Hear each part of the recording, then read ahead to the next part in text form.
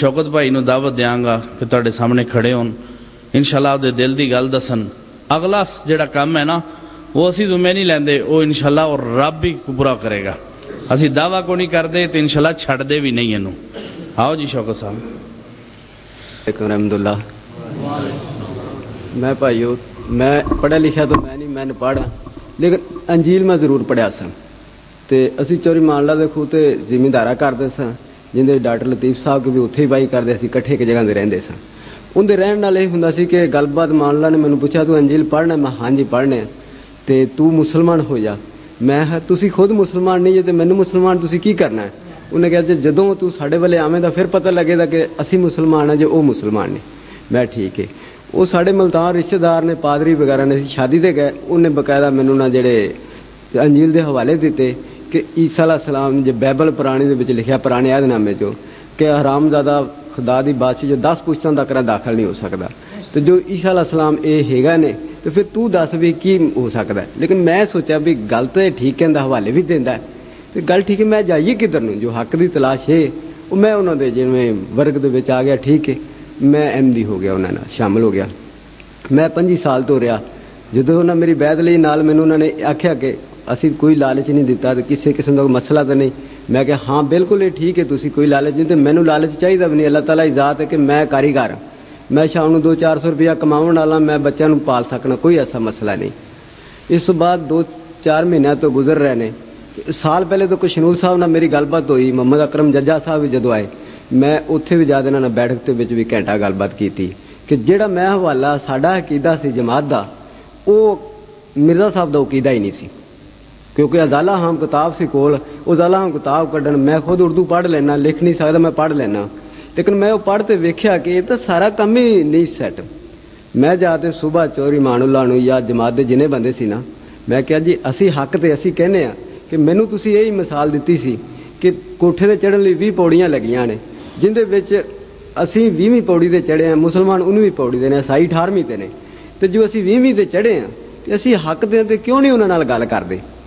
वो बोलते कहने लगे क्या तू चाहना कि इत्थे कतल ते गारत होवन? मैं क्या नहीं।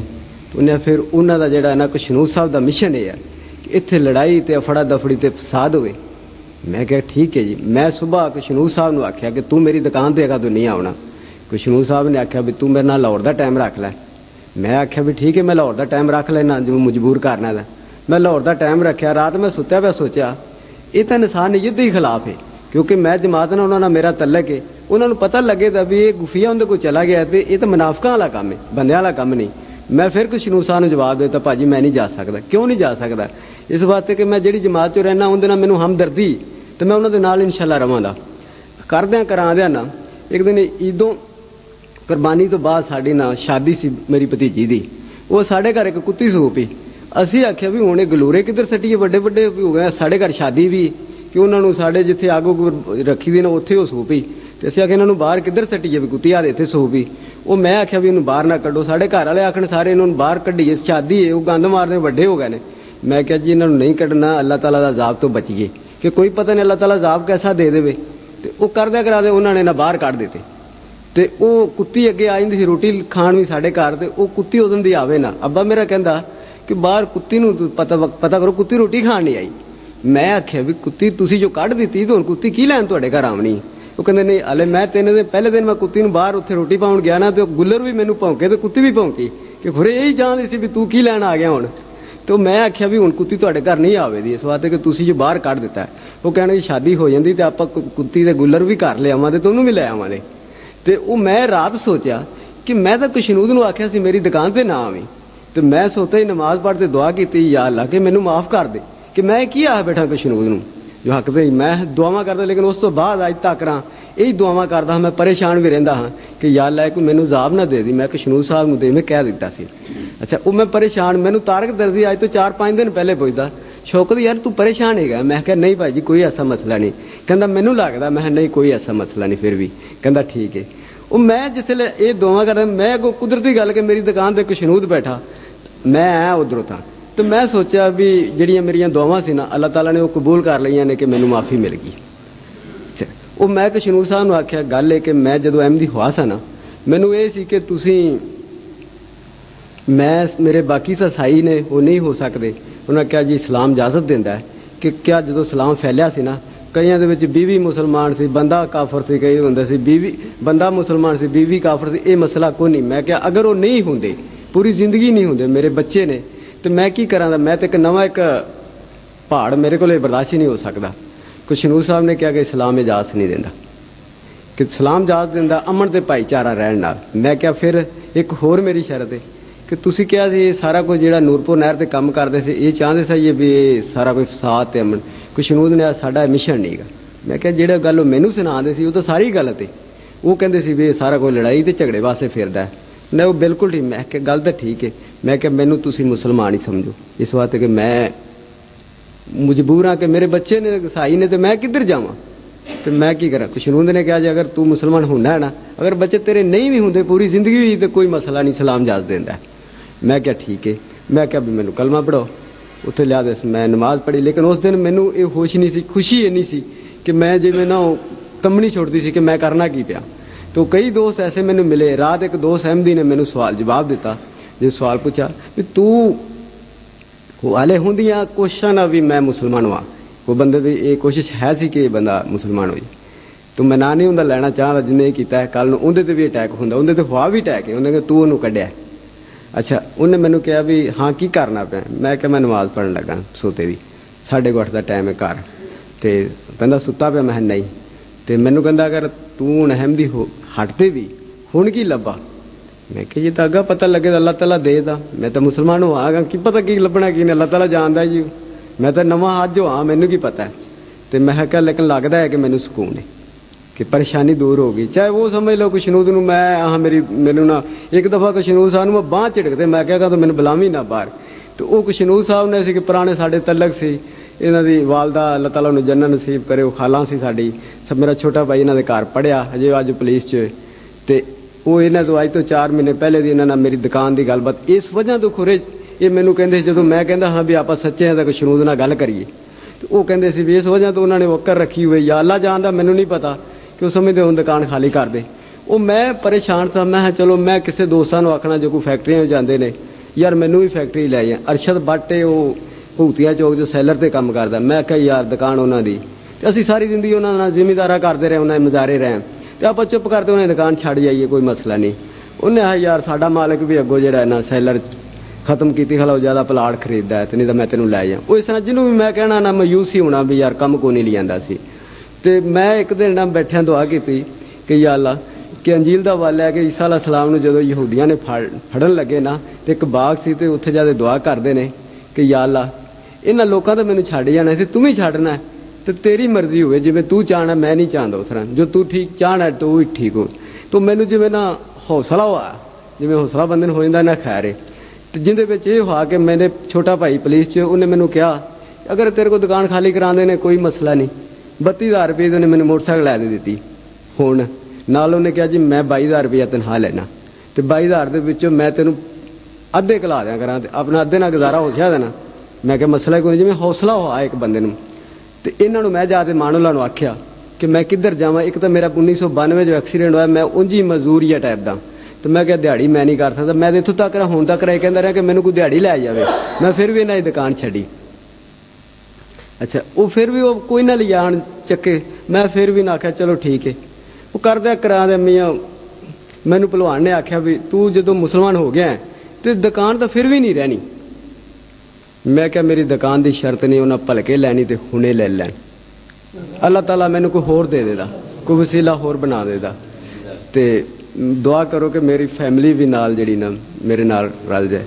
बाकी किसी किस्म की मैनू ना ही लोड़ है। मैं कारीगर बंदा अज नहीं तो मैनू होर भी बंदे मिन्नतां करन वाले साडे नाल ते बह जा। तो अल्लाह ताला मैनू इस कदम की तौफीक रखे। लेकिन असी तो जिहड़ा सी ना मैं दी ख्वास है इस बात है कि हक की तलाश ली। लेकिन मैनू पता लग गया हक तो यह है कि जिन्होंने बस्ती तवाफ तरह हजूर सल्लल्लाहु अलैहि वसल्लम जो उन्होंने काफरां ने रोड़े मारे ना तो मैं क्या मैं किहड़ी कुशनूद ना कसर छड्डी सी कि मैं जो हथ छिड़के आख्या मेरी दुकान ते नाम तो मैं कुशनूद भी तो मैं क्या रसूल करीम सल्लल्लाहु अलैहि वसल्लम की सुन्नत पूरी की। तो सानू भी इस रसूल करीम सल्लल्लाहु अलैहि वसल्लम की सुन्नत पूरी करने की तौफीक दे। और जिहड़ा ना बाकी इंशाअल्लाह जो कोई अहमदी सानू तंग करेगा भी ना ਤੇ ਅਸੀਂ ਉਹਦੇ ਚੱਲਣ ਨੂੰ ਤਿਆਰ ਹਾਂ। ਉਸੇ ਤਰ੍ਹਾਂ ਜਿਵੇਂ ਹਜ਼ਰਤ ਬਲਾਲ ਨੇ ਮਾਰਾਂ ਖਾਧੀਆਂ ਨੇ, ਅਸੀਂ ਉਹਨਾਂ ਨੂੰ ਮਾਰਾਂ ਦੇਵਾਂਗੇ ਨਹੀਂ।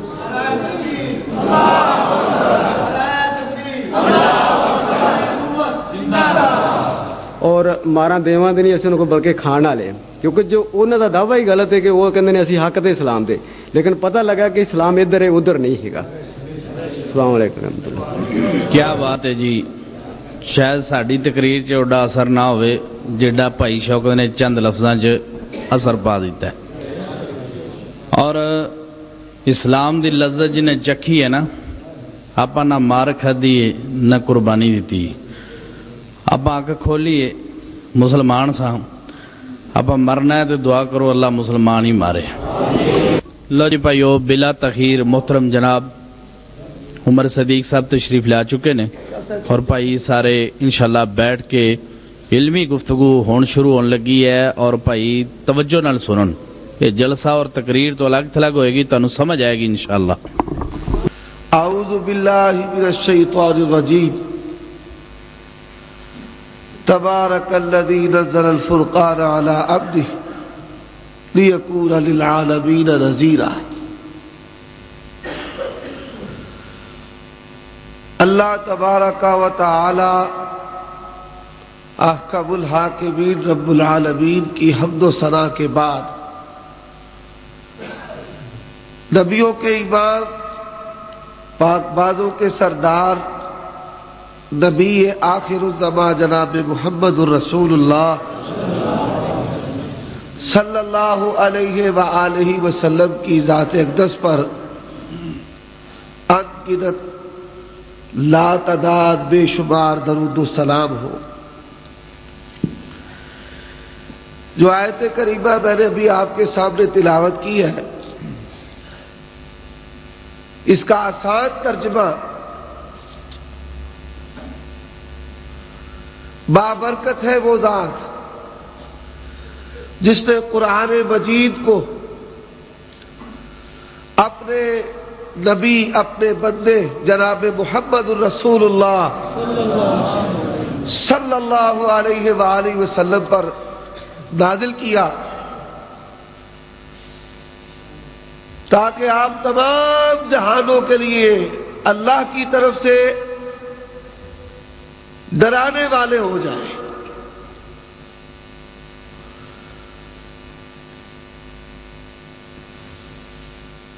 फाजिल बरादर हाफिज अबू यहया नूरपुरी हाफिज़हुल्लाह, उन्होंने खुशखबरी सुनाई कि अल्लाह की तौफीक और रहमत के साथ अल्लाह ने एक शख्स को,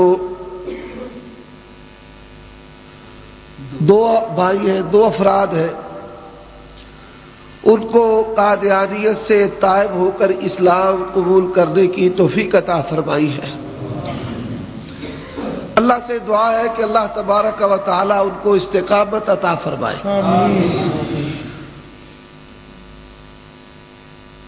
मैं इस हफ्ता में बीमार ना हूं और बीमारी के बायस जामिया में पढ़ाने के लिए भी नहीं गया, लेकिन वल्लाहिल अज़ीम खत्म नबूवत मज़मून और उन्वान ऐसा है, हमारी मजबूरी है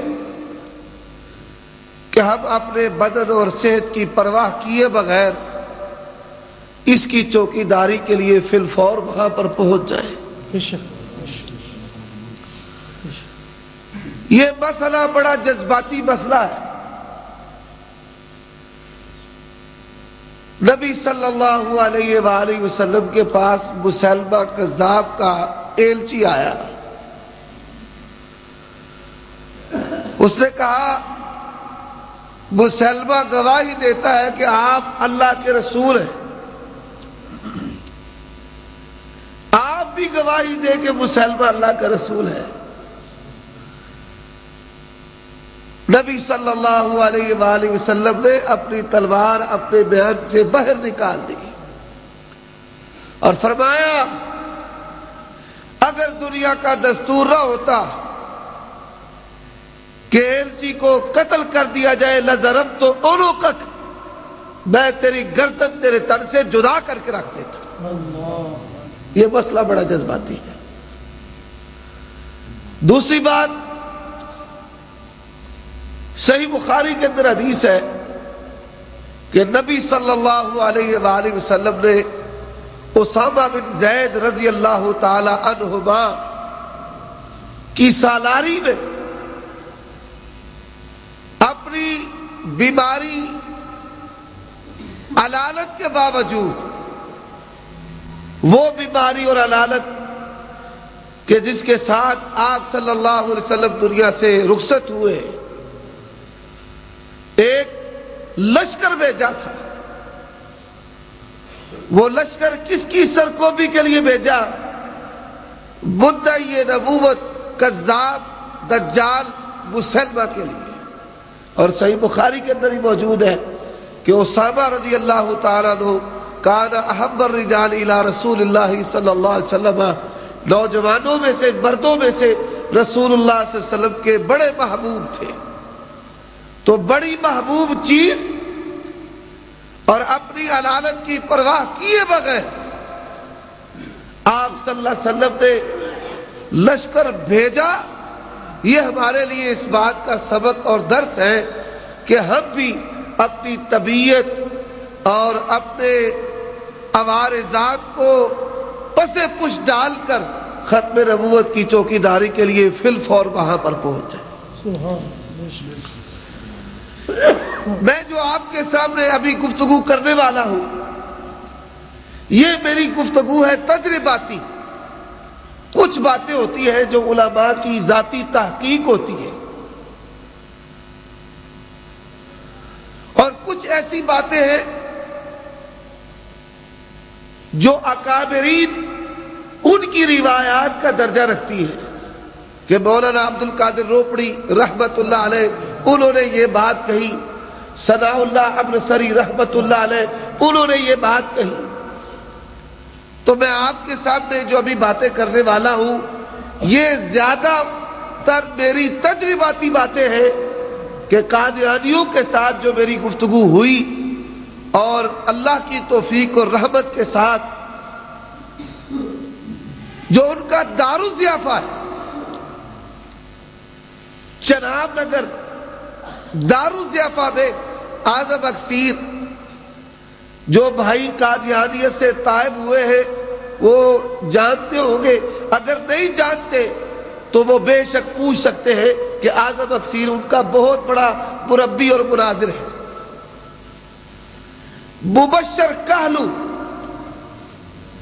اور شبیر ثاقب جس نے صحیح بخاری کی ترکیب اور کاٹ چھپٹ کا کام کیا ہے، جو وہاں سے چھپی ہے، ان تین افراد کے ساتھ اللہ کی فضل اور رحمت کے ساتھ میری 10 گھنٹے گفتگو ہوئی، اور 10 گھنٹے گفتگو کے بعد اللہ نے 10 قادیانیوں کو اسلام قبول کرنے کی توفیق عطا فرمائی۔ علماء اسلام زندہ باد، علماء اسلام زندہ باد، علماء اہل حدیث زندہ باد۔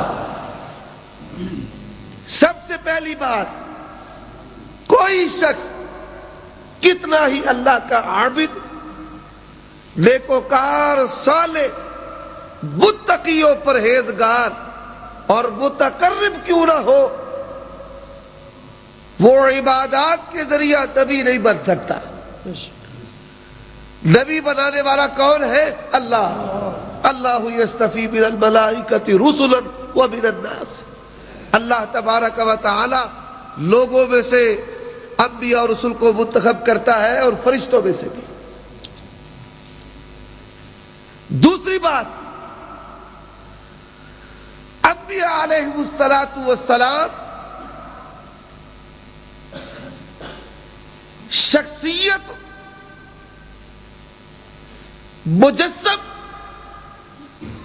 عادات، اطوار، اخلاق، جرأت و دلیری، جو انسانی اوصاف ہیں، ان اوصاف میں، ان خوبیوں میں تمام انسانوں سے برتر اور افضل ہوتے ہیں۔ ان کے جتنا اللہ خالق و مالک نے حسن نبی کو نوازا ہوتا ہے، کہ کسی اور کو نہیں دیا ہوتا اس کی قوم میں. دلیری، قوت حافظہ، شرم و حیا، عفت، یہ بات یاد رکھیے. یہ مسئلہ قرآن مجید اور احادیث صحیحہ نصوص سے بھی ثابت ہے اور اس پر امت کا اجماع ہے. بلکہ اجماع ایسا ہے کہ آدم علیہ السلام سے لے کر قیامت کی صبح تک کوئی شخص اس بات کا انکار کرنے والا نہیں. انبیاء علیہ السلام جسم کے اعتبار سے، عادات کے اعتبار سے بہتر و بالا ہوتے ہیں، اور یہی وجہ ہے کہ نبی صلی اللہ علیہ وآلہ وسلم کا چہرہ دیکھ کر کئی لوگ مسلمان ہو گئے تھے، اور انہوں نے کہا تھا ھذا الوجہ، یہ جو چہرہ ہے نا، یہ جھوٹے کا چہرہ نہیں ہو سکتا. تو آپ کا چہرہ دیکھ کر لوگ مسلمان ہو گئے. اب سب سے پہلے فتنہ قادیانیت کے بانی مرزا غلام احمد قادیانی، ان کا نام اور نسب اور ان کا خاندانی پس منظر، ان کے حالات و واقعات اختصار کے سامنے میں آپ کے سامنے عرض کروں گا. یہ میرے ہاتھ میں روحانی خزائن کی 13ویں جلد ہے. اس کے اندر کتاب البریہ، کتاب البریہ صفحہ نمبر 4 اور صفحہ نمبر 5 پر مرزا غلام احمد قادیانی نے اپنے آپ کا اور اپنے خاندان کا تعارف کروایا ہے کہ میں کون ہوں اور میرا خاندان کون ہے. تو زبان میری ہے، عبارت مرزا غلام احمد قادیانی کی. روحانی خزائن جلد نمبر 13، کتاب البریہ، اور کتاب البریہ روحانی خزائن کے جو صفحات ہیں اس نمبر کے اعتبار سے صفحہ نمبر 4 اور صفحہ نمبر 5. بانی قادیانیت کا نام مرزا غلام احمد تھا. ان کے والد کا نام مرزا غلام مرتضیٰ تھا. ان کے والد کا نام کیا تھا؟ مرزا غلام مرتضیٰ. عموماً قادیانی لوگ یہ کہتے ہیں کہ ہمارے مخالفین ہمیں ننگی اور گندی گالیاں دیتے ہیں، دلائل کے ساتھ بات نہیں کرتے. لیکن اللہ کے فضل و کرم سے مولانا ثناء اللہ امرتسری رحمت اللہ علیہ، ان کی تحریرات آج بھی مطبوع موجود ہے. دلائل کے ساتھ قادیانیت کا رد کیا گیا ہے، گالیاں نہیں دی گئی. اور مرزا غلام احمد قادیانی نے جو اپنی کتابوں میں مخالفین کو گالیاں دی ہے، اگر وہ جمع کر لی جائے تو اتنی موٹی کتاب بن سکتی ہے، اتنی موٹی. تو پہلے گھر کی خبر لینی چاہیے، پھر دوسرے پر اعتراض کرنا چاہیے. کہتے ہیں میں ایسے خاندان سے ہوں جو گورنمنٹ انگریز کا پکا خیر خواہ ہے. نام میں نے بتا دیا، والد کا نام. اب خاندانی پس منظر سن لے. کہتے ہیں میں ایسے خاندان سے ہوں جو انگریز کا پکا خیر خواہ، گورنمنٹ انگریز کا. اب بتائیں، جو انگریز گورنمنٹ کا وفادار ہو، نبوت تو بہت اعلیٰ و بالا بات ہے نا.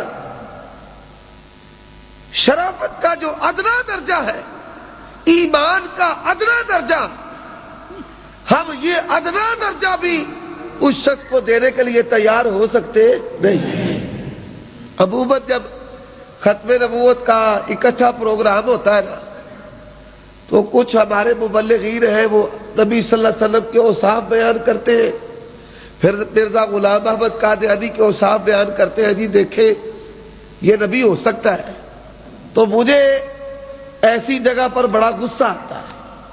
تو میں اکثر کہا کرتا ہوں، اللہ کے بندو، سید الانبیاء جناب محمد الرسول اللہ صلی اللہ علیہ وسلم کے ساتھ تم اس کا تقابل کرتے ہو. ہم تو ادنا ایمان والے ایک مومن مسلم کے ساتھ بھی اس کا تقابل کرنے کو کبھی تیار نہیں. یہ تو بہت بڑا ظلم ہے.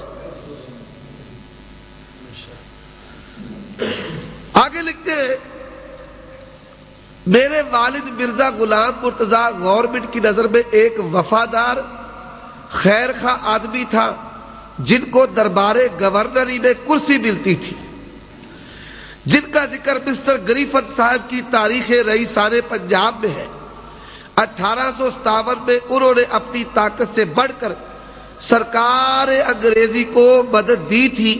50 سوار اور گھوڑے بہہ پہنچا کر عین زمانہ غدر کے وقت سرکار انگریزی کی امداد میں دیے تھے.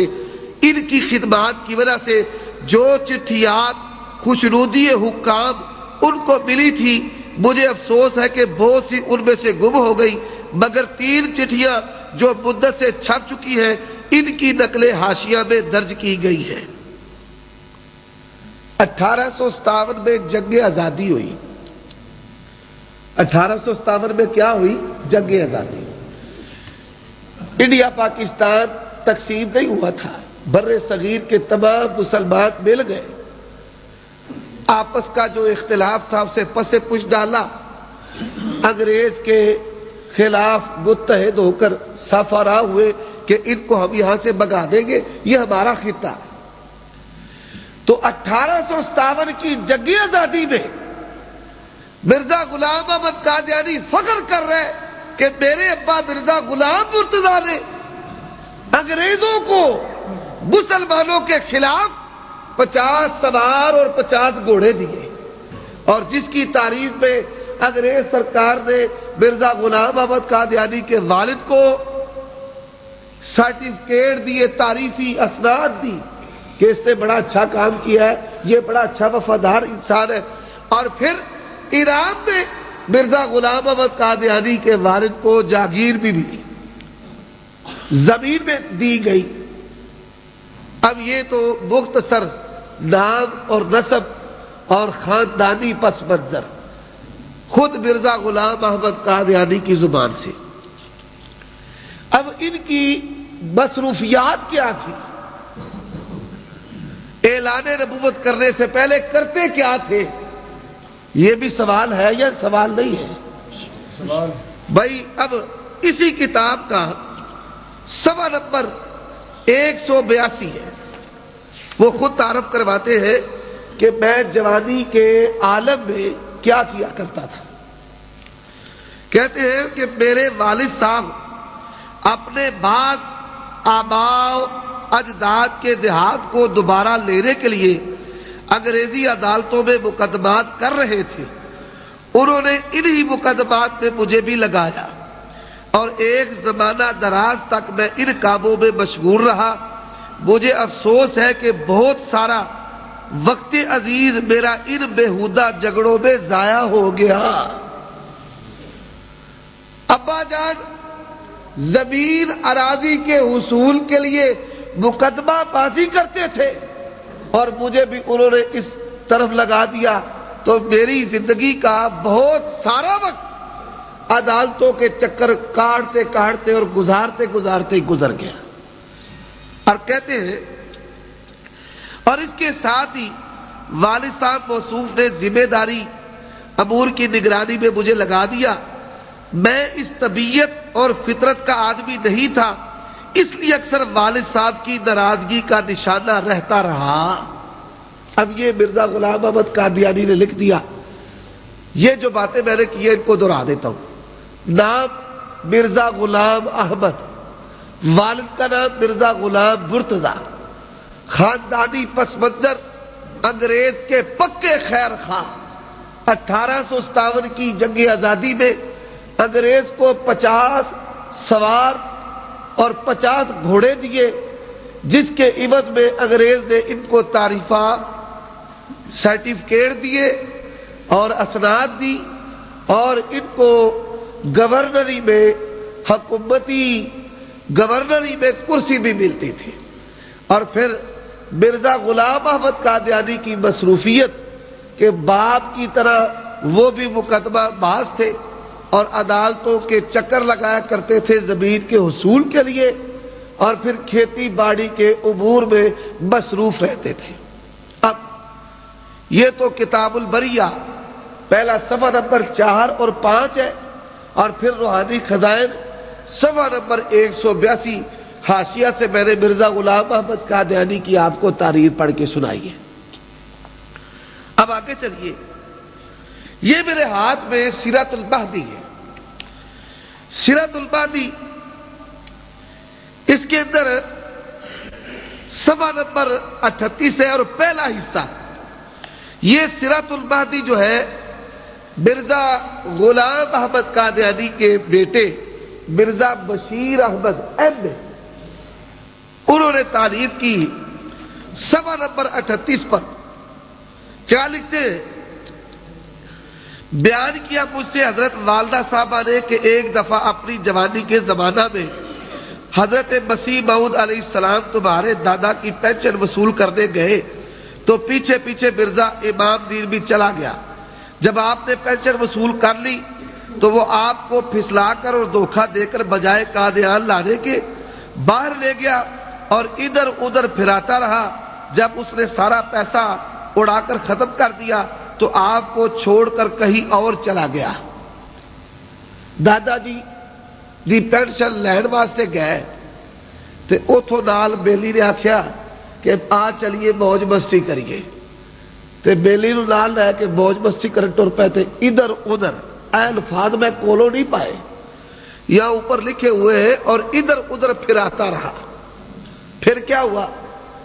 پیسے مک گئے، بیلی اٹھ گئے، روپیے نہیں مک گئے تے بیلی سلام علیکم ٹر گیا۔ پھر کیا ہوا؟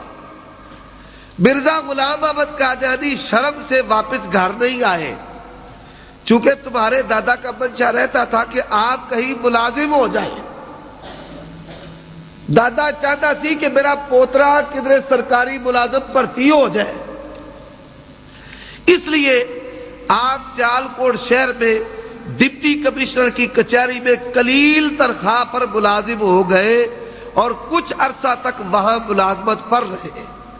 تو یہ دونوں حوالے ملا کر بات سامنے واضح ہو گئی کہ کچھ عرصہ تک سرکاری ملازم رہے اور کچھ عرصہ تک مقدمہ بازی کرتے رہے، کچھ عرصہ تک ذمہ داری بھی کرتے رہے۔ تو جوانی کے عالم میں مرزا غلام احمد قادیانی کے یہ شغف اور یہ مصروفیات تھی جو ان کی زبانی اور ان کی کہانی ہے۔ اے نہ کوئی بندہ گل کر دے کہ مولوی نے کولو گل کر لئیے۔ جس شخص کو بھی اب سے لے کر میری موت تک حوالے کی انشاءاللہ ضرورت ہوں، میں ذمہ دار ہوں، اللہ کے فضل و کرم سے دکھانے کے لیے تیار ہوں۔ اب یہ نام، نسب، خاندانی پس منظر اور اعلان نبوت کرنے سے پہلے ان کی مصروفیات وہ میں نے آپ کو بتا دی ہے۔ اب ذرا مرزا غلام احمد قادیانی کا جو حلیہ ہے وہ بھی میں آپ کو دکھانا چاہتا ہوں۔ مشہور ہے کہ ان کی ایک آنکھ میں فرق تھا، ایک آنکھ میں فرق تھا۔ میں نے ادب کے ساتھ یہ الفاظ استعمال کیے، ایسا ادب جو صحافتی ہے، ایسا ادب نہیں کہ جو اللہ اور اس کے رسول ہمیں ایسے زندیق آدمی کے لیے استعمال کرنے کی اجازت نہیں دی۔ یہ بات یاد رکھیے، ہم کسی بھی ایسے شخص کا ایسا ادب کرنے کو کبھی تیار ہی نہیں کہ جس سے ہمارے ایمان میں ایک ذرہ بھی فرق آ جائے۔ یہ تصویر ہے مرزا غلام احمد قادیانی کی، آپ بھائی جو میرے سامنے بیٹھے ہوئے ہیں اس کو دیکھ سکتے ہیں۔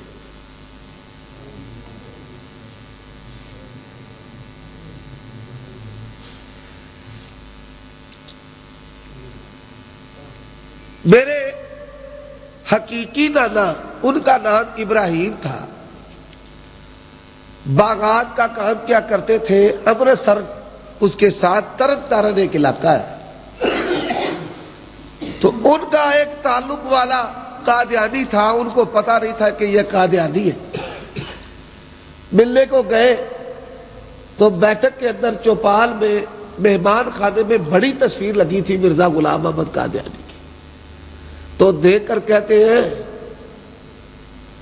اور خیر دین، اس کا نام خیر دین تھا، خیر دین اے رجیت سنگھ دی فوٹو لائی ہے. یہ آپ شکل دیکھ سکتے ہیں. اب یہ تو تصویر آپ نے دیکھ لی. ان کے برخوردار نے ان کی شکل و صورت کو جس طرح بیان کیا ہے میں آپ کے سامنے وہ عرض کرتا ہوں. جی بھائی،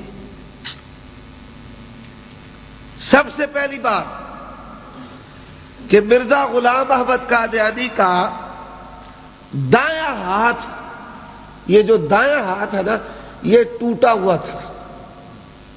اور آپ یہ سن کر حیران ہو گئے کہ وہ جو دایاں ہاتھ ٹوٹا تھا، نماز کے اندر دائیں ہاتھ کو اوپر نہیں رکھ سکتے تھے،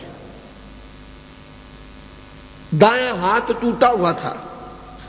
یہ سیرت المہدی صفحہ نمبر 198 ہے، اور صفحہ نمبر 198 پر یہ واقعہ لکھا ہوا ہے کہ ایک دفعہ والد صاحب اپنے چوبارے کی کھڑکی سے گر گئے اور دائیں بازو پر چوٹ آئی، چنانچہ آخری عمر تک وہ ہاتھ کمزور رہا. خاکسار عرض کرتا ہے کہ والدہ صاحبہ فرماتی ہے کہ آپ کھڑکی سے اتر لگے، سامنے سے ٹول رکھا تھا وہ الٹ گیا اور آپ گر گئے اور دائیں ہاتھ کی ہڈی ٹوٹ گئی اور یہ ہاتھ آخری عمر تک کمزور رہا. اس ہاتھ سے آپ لقمہ تو منہ تک لے جا سکتے تھے مگر پانی کا برتن وغیرہ منہ تک نہیں اٹھا سکتے تھے. خاکسار عرض کرتا ہے، یہ سننے والی بات ہے، کہ نماز میں آپ کو دایاں ہاتھ بائیں ہاتھ کے سہارے سے سنبھالنا پڑتا تھا. بھائی سجا تھلے تے کھبا اتے. مرزا غلام احمد قادیانی کا بیٹا خود بیان کرتا ہے کہ والد صاحب دا سجا ہاتھ ٹوٹ گیا تے سجے ہاتھ نال پانی نہیں سر پی سکتے، پانی کدھر پیندے سر؟ کھبے نال. اور دوسری بات کہ سجا نماز دے اندر اتے نہیں سر رکھ دے، کھبا اتے تے سجا تھلے. یہ برخوردار ان کا بیان کرتا ہے. اب یہ تو ہاتھ ہے. زبان کے اندر لکنت تھی، گلا اڑ اڑ کے کر دے سر. یہاں پر قادیانی یہ کہتے ہیں کہ موسیٰ علیہ السلام کی زبان میں تو لکنت تھی، لیکن وہ لکنت ایک نشانی تھی اور اللہ خالق و مالک نے اس لکنت کو پھر ایسا دور کر دیا کہ موسیٰ علیہ السلام جو ہے وہ بہترین مبلغ اور فصیح ترین متکلم بن گئے، بہترین کلام کرنے والے بن گئے. آنکھیں جیسے کوئی نشئی زیادہ نشہ کر لے تو اس کی آنکھیں نشے کے بارے کھلتی نہیں، اسے کہتے ہیں نیم بند آنکھیں. یہ میں نہیں کہہ رہا، ان کا اپنا برخوردار ہے. یہ سیرت المہدی صفحہ نمبر 346 ہے، اور صفحہ نمبر 346 پر وہ خود لکھتا ہے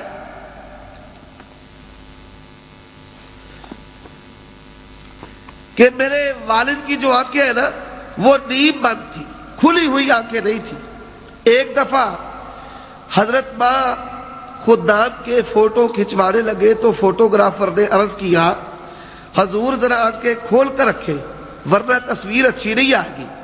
آپ نے اس کے کہنے پر ایک دفعہ تکلف کے ساتھ آنکھوں کو کچھ زیادہ کھولا مگر وہ پھر بھی نیم بند ہی ہو گئی. بھائی یہ بیٹا بیان کر رہا ہے، گھر کا بیدی لنکا ڈائے. مرزا صاحب کے جو دانت تھے، دانت وہ بھی سن لیں کہ مرزا صاحب کے دانت کیسے تھے. صفحہ نمبر 415 ہے اسی کتاب کا، سیرت المہدی کا. دندان مبارک ان میں کیڑا لگا ہوا تھا، کچھ خراب ہو گئے تھے، ریتی لگوا کر گھسوا کر دانتوں کو برابر کیا۔ بھائی وہ کیسے نکیلے خطرناک دانت تھے کہ جن کو ریتی لگوا کے، بھائی انہوں نے ریتی مار کے انہوں نے دنداں نو سیدھا کیتا۔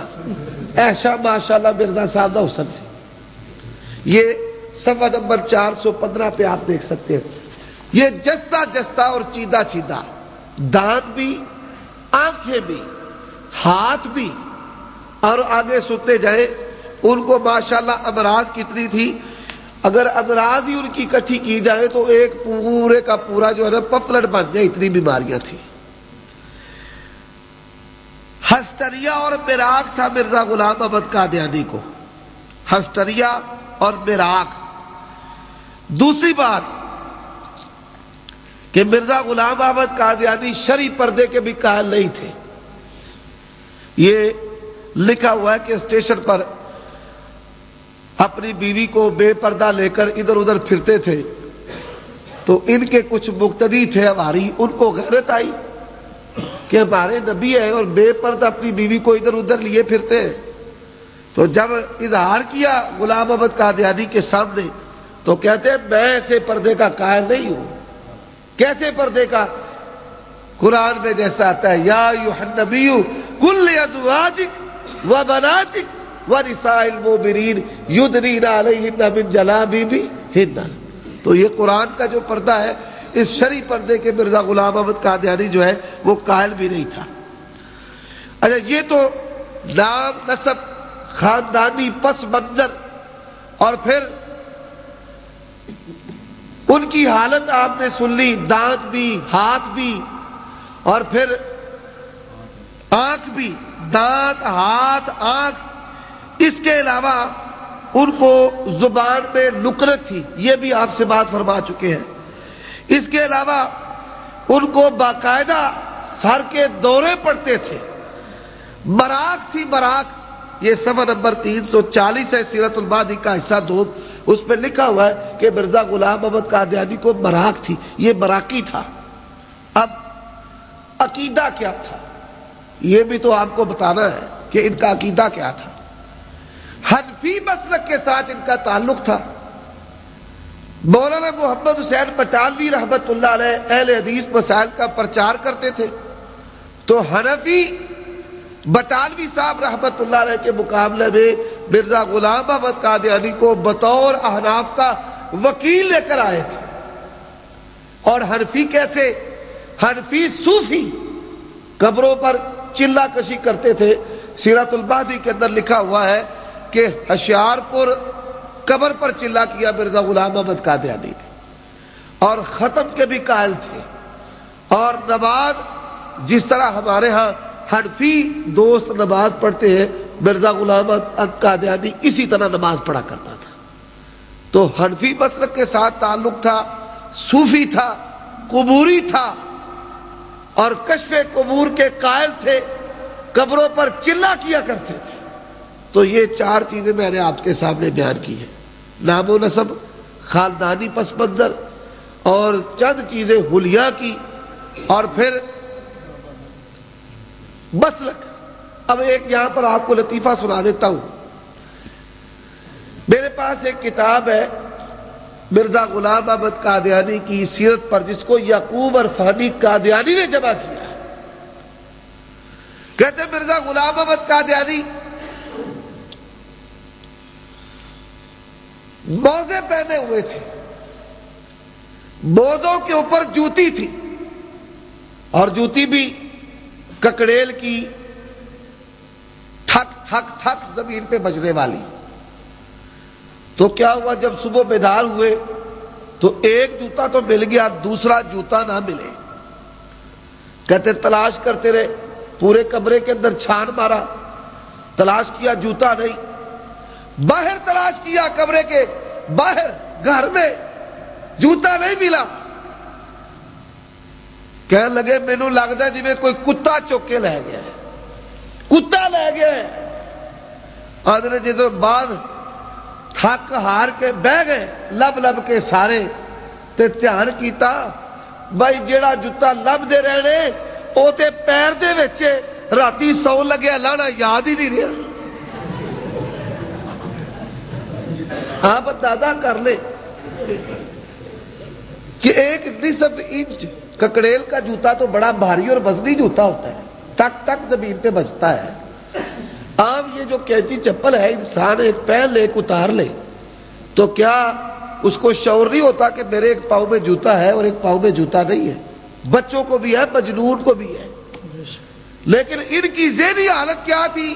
ذہنی حالت اتنے مست تھے کہ رات کو سوتے وقت جوتا اتارنا بھول گئے تھے. مرزا صاحب آپ لب دے رہے, لبا ہی کوئی نہیں, تھک کار کے بہ گئے تھے. ویکھو جوتی دے پیر میں راتی جیسے سون لگے تھے, لاڑی میں بھول گیا. جوتا پاؤں میں تلاش گاؤں میں. تو یہ 4 چیزیں میں نے آپ کے سامنے بیان کی ہیں. ابھی میں بات کو آگے چلانے لگا ہوں. حصول شہرت, سوال یہ ہے کہ مرزا غلام احمد قادیانی مشہور کیسے ہو گیا؟ مشہور کیسے ہو گیا؟ جب دیکھا مقدمات میں بھی خواری, ذیلی ادارے میں بھی ناکام, ملازمت سے بھی چھٹی, تو پوری دنیا سے ناکامی نامرادی کے بعد ہمارے ہاں یہ ایک مشہور کرتب ہے کہ جس بندے کا کوئی کام نہ چلے وہ جھنڈا لگا کر بیٹھ جائے, جھنڈا لگا کے بیٹھ جائے پھر پھوکا ماری جائے. ایک کام چلنے لگتا ہے بھائی ایوے ہے کہ نہیں ہے؟ کوئی کام نہیں چلتا, ہو براسی سید لگا کے جھنڈا لگا کے بیٹھ جاتا ہے اور یہ کام اس کا چلنا شروع ہو جاتا ہے. بغیر ہی اسی طرح مقدمات میں بھی ناکامی, ذیلی ادارے میں بھی ناکامی, مختاری کا امتحان دیا اس میں بھی فیل ہو گئے, ملازمت بھی ہاتھ سے گئی, پلے شے کوئی نہ. تو پھر کیا کیا کہ دین پر تباہ آزمائی شروع ہو گئی. دین کا مطالعہ, دین کا مطالعہ صبح و شام ہو رہا ہے. تو مطالعہ کرتے کرتے کرتے کہا کہ میں دیکھ رہا ہوں کہ فلاں بھی مسلمانوں کے خلاف, فلاں بھی مسلمانوں کے خلاف, عیسائی بھی, ہندو بھی, سکھ بھی, ہندوؤں کے فرقے آریہ بھی. تو میں اسلام کی حقانیت پر 50 جلدوں میں, کتنی جلدوں میں؟ 50 جلدوں میں, 50 جلدوں میں کتاب لکھوں گا کہ ان کا کوئی اعتراض ایسا نہیں رہے گا کہ جس کا میں جواب نہ دے دوں. تو گزارش یہ ہے کہ سارے دوست احباب میرے ساتھ تعاون کریں, اور میں آپ جو تعاون کریں گے اس کے عوض میں آپ کو کتابیں دوں گا. رقم مجھے پہلے دے دے اور میں آپ کو کتابیں چھپتی جائے گی تو دیتا جاؤں گا. کچھ علماء نے اس کے ساتھ تعاون کیا, دوست احباب کو کہا کہ اس کے ساتھ تعاون کرو, انہوں نے بھی تعاون کیا. براہین احمدیہ 4 حصے اس کے چھپ کے آئے ہیں. قادیانی آج بھی بڑے فخر کے ساتھ کہتے ہیں جی اس جیسی کتاب ہی کوئی نہیں. آپ براہین احمدیہ لے لے, دعوے ہی دعوے, بڑی موٹے جیسے تختی پر حروف لکھے جاتے ہیں نا, تختی پر ان بڑے حروف کے ساتھ, بڑے بڑے حروف کے ساتھ براہین احمدیہ مطبوع ہی چھپی. وہ ساری عبارت اگر جمع کر لی جائے تو 2 یا 3 ورقوں میں ساری کی ساری لکھی جا سکتی ہے. بڑے بڑے جلی حروف میں میں یوں کر دوں گا, میں یہ کر دوں گا, میں حقانیت ایسے ثابت کر دوں گا, میں سب کو بگا دوں گا. اور یہ کتاب بڑے عرصے کے بعد پھر مارکیٹ میں آئی, شہرت مل گئی.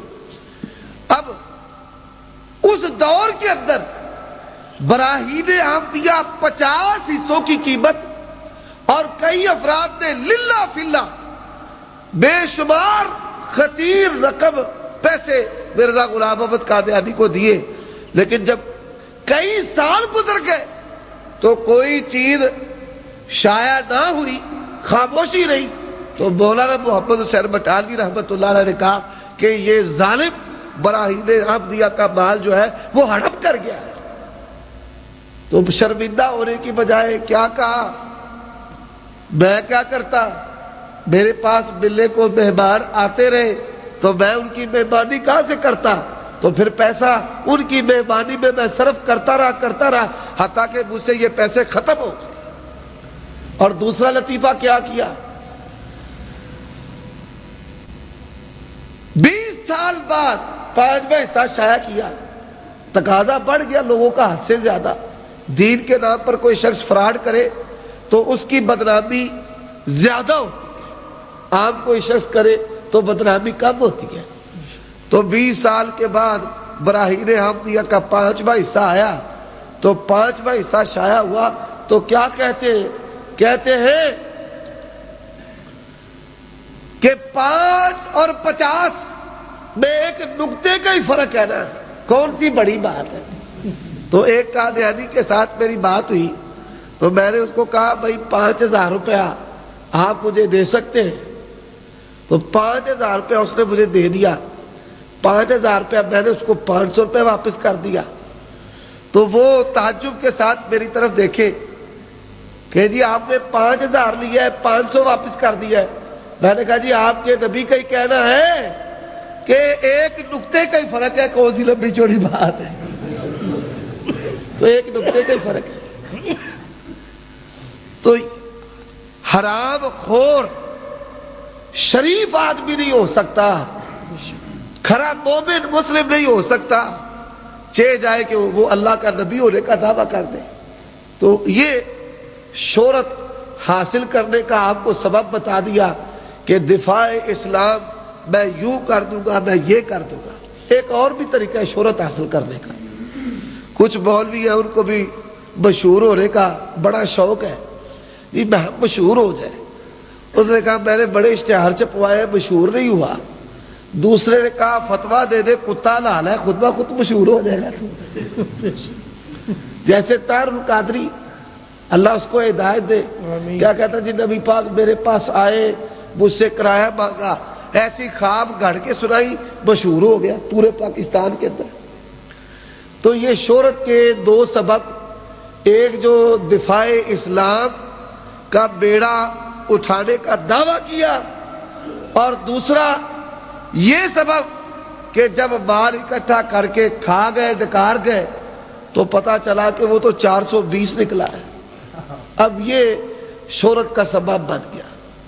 دوسری بات یہاں پر یہ بھی میں آپ کو بتا دینا چاہتا ہوں، کچھ ہوتے ہیں ماحولیاتی ریئیکشن۔ ماحولیاتی ریئیکشن کیا مطلب، مقصد ہے اس کا؟ اب دیکھیں عمران خان ہے، اس کی تحریک انصاف، ذاتی اس کا کرائیٹیریا کردار آپ کے سامنے ہے۔ اب میڈیا نے اس کو اٹھا کر زمین سے آسمان کیا تو کئی لوگ اس کی پارٹی کے اندر شامل ہو گئے۔ کوئی ہمدرد، کوئی ہمدردوں کی شکل میں دشمن، اور کوئی جو سب سے نفرت کرنے والے ہیں، عمران سے محبت نہیں کرتے، دوسروں سے نفرت کرتے ہیں، محبت اس سے بھی نہیں، شامل اس کے ساتھ ہو گئے۔ لوگ یہ سوال کرتے ہیں کہ یہ ایسا تھا ویسا تھا تو لوگ اس کے ساتھ شامل کیوں ہو گئے؟ تو میں یہ بات سمجھاتا ہوں 2 مثالیں دے کر کہ ایک شخص بدن سے بالکل کپڑے اتارے ہوئے گندی اور ننگی گالیاں لوگوں کو دیتا ہے، اس کے ماننے والوں کی کثیر تعداد ہے، بڑے شوق سے جا کر اس کی گالیاں سنتے ہیں، اس کا پیشاب پیتے ہیں، اس کا پخانہ کھاتے ہیں۔ نہیں تو نوری موری کو کون نہیں جانتا کہ گندی اور ننگی گالیاں دیتا تھا، بدن سے کپڑے اتار دیتا تھا، اور دربار بن گیا ناگے شاہ کا۔ اور یہ تو دور کی بات ہے،